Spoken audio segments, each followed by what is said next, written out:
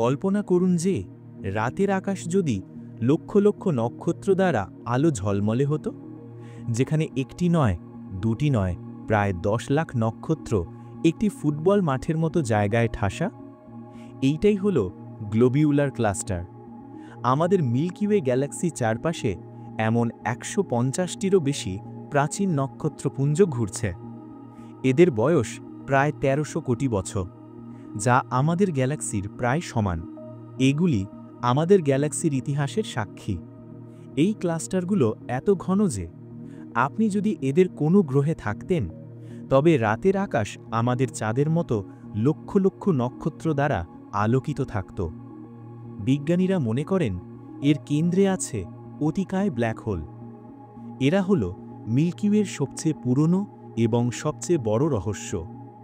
এই ক্লাস্টারগুলোর মধ্যে সবচেয়ে বিখ্যাত হল ওমেগা সেন্টাউরি, একা প্রায় 1 কোটি নক্ষত্রের একটি জটলা।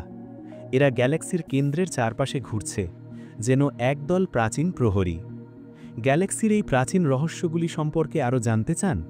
তাহলে এক্ষুনি বিশ্বের স্পেস চ্যানেলটি সাবস্ক্রাইব করুন এবং কমেন্ট করে জানান আপনি কোন ক্লাস্টারের নক্ষত্র দেখতে চান।